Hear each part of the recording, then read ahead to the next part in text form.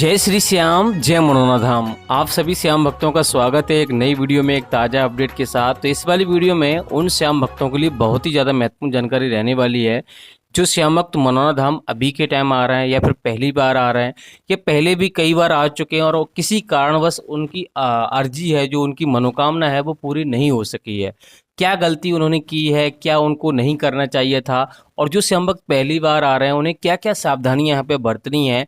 और दोस्तों जो श्याम भक्त यहाँ पर अभी के टाइम आ रहा है, ये पर दोस्तों यहाँ पर 17 अगस्त से लेके और यहाँ पर मान लो 25 सितंबर या फिर 30 सितंबर तक आप आ रहे हैं, यानी कि 17 अगस्त से लेके 30 सितंबर के बीच में अगर आप आ रहे हो तो महाराज जी कब कब आपको धाम पर मिलेंगे और कब कब धाम पर नहीं मिलेंगे।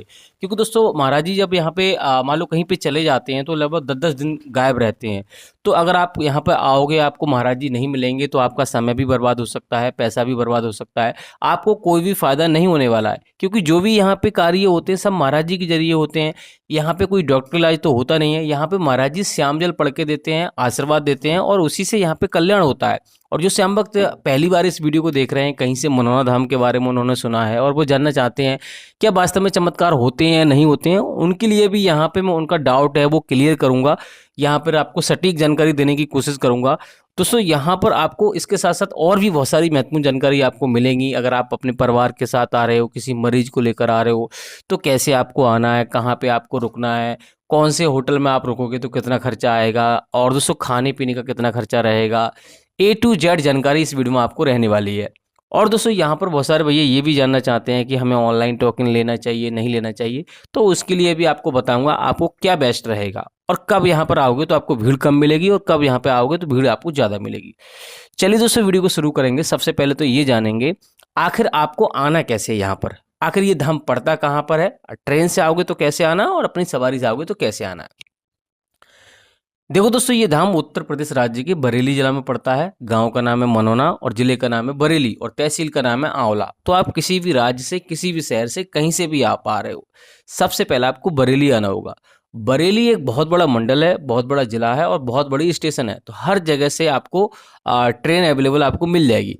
बरेली से मनोना धाम की जो दूरी है वो लगभग 30 से 35 किलोमीटर की दूरी है। तो यहाँ से आप ट्रेन पकड़ के भी आप पहुँच सकते हो और रोडवेज बस से भी जा सकते हो, टैक्सी करके भी आप जा सकते हो।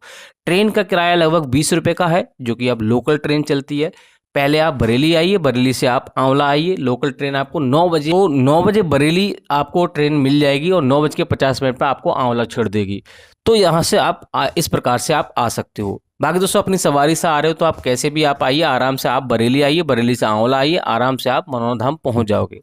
अब रही बात दोस्तों कि अपने घर से आप चल रहे हो तो क्या क्या आपको प्लानिंग करनी है, कैसे आपको आना है, क्या क्या सावधानियां आपको बरतनी है। क्योंकि अगर दोस्तों यहाँ के नियम आपने फॉलो नहीं किए तो आपको फ़ायदा नहीं मिलेगा। देखो दोस्तों यहाँ आने से पहले आपको एक विशेष ध्यान रखना है। अगर आपको खाटू श्याम भगवान में विश्वास नहीं है तो आपको यहाँ नहीं आना है। क्योंकि यहाँ पे आप ऐसा नहीं है कि पैसा दे के या फिर पैसा ज़्यादा फूंक कर आपको फ़ायदा मिल जाएगा या फिर कोई और तरीका है, ऐसा कुछ भी नहीं है। अगर आपको आस्था नहीं है, खाटू श्याम भगवान में विश्वास नहीं है तो आपको यहाँ नहीं आना, आपको फ़ायदा नहीं मिलेगा। दूसरी बात यह है कि अगर आप डॉक्टर इलाज अगर आपने नहीं कराया है, कहीं से आपका डॉक्टर इलाज चल रहा है तो आपको डॉक्टर इलाज आपको कराना है। और डॉक्टर इलाज मान लो आपका चल रहा है तो बंद नहीं करना है। ये चीज़ आपको ध्यान में रखनी है। मीट मछली अगर आप खाते हैं तो वो आपको नहीं खानी है। आपको शुद्ध शाकाहारी होकर यहाँ पे आपको अपने घर से आपको चलना है। और दोस्तों ऐसी प्लानिंग करो कि जिससे कि यहाँ पे सुबह में पहुँच जाओ। और लेकिन दोस्तों यहाँ पे ऐसा होता है कि गर्मियों के भी दिन चल रहे हैं, बरसातों के दिन चल रहे हैं। कभी कभी महाराज जी सुबह में बैठते हैं और कभी कभी शाम को भी बैठते हैं। रात में लगभग शाम को 7:30 बजे बैठ जाते हैं और सुबह 4:30 बजे तक बैठते हैं। और जब गर्मी कम होती है तो दिन में सुबह 8:30 बजे बैठना शुरू करते हैं और रात के 11:30 बजे तक बैठते हैं। तो इस प्रकार से आप अपने हिसाब से आप आ जाइए। और दोस्तों जैसे ही आप मनोना धाम पहुँचोगे आपको क्या करना है वो मैं आपको बता देता हूँ।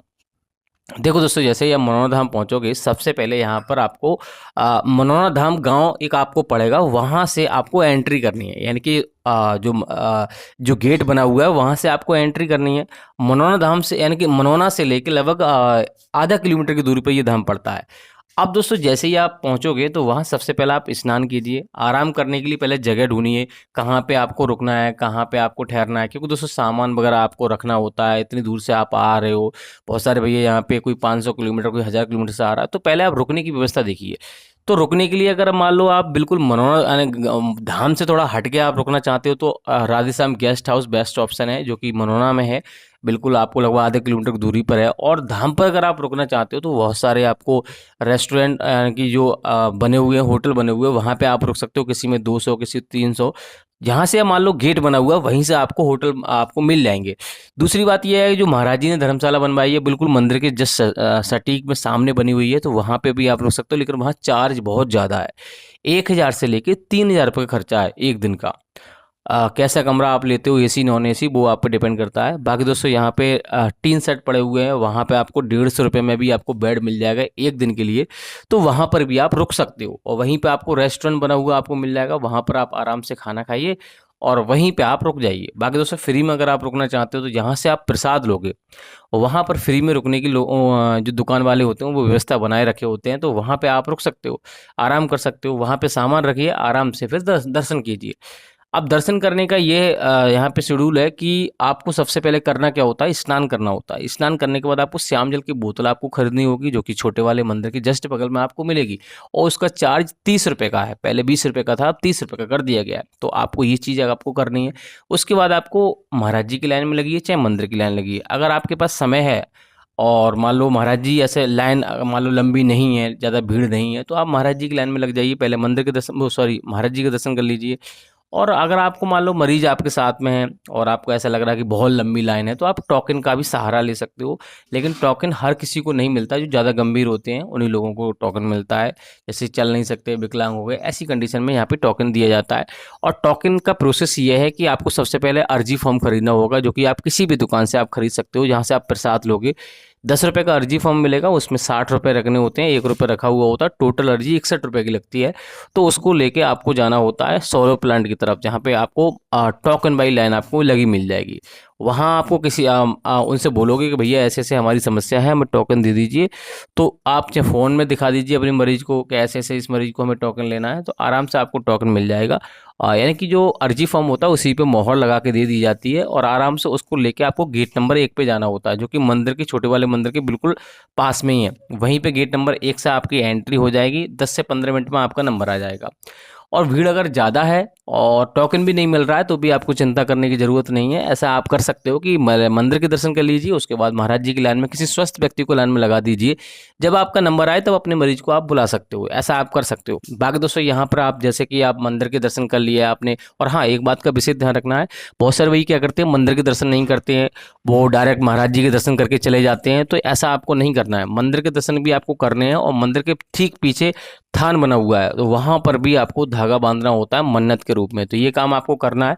बाकी यहाँ पे जो महाराज जी बैठते हैं वहीं पे बिल्कुल पास में ही श्याम कुंड बना हुआ है, वहाँ से आपको श्याम जल जो जल है उसका, जो श्याम कुंड का जल है, उसको लेकर आपको अपने घर जाना होता है। और अपने घर में नेगेटिव एनर्जी जिससे कि दूर रहें उसके लिए आपको छिड़काव करना होता है, जिससे कि अब जो श्याम जल आप लेके जा रहे हो वो शुद्ध रहे और अच्छे से काम कर सके। बाकी और कोई आपके परिवार में किसी को दिक्कत हो उसके ऊपर भी आपको छिड़क देना है, जिससे कि आपको आराम मिल जाए।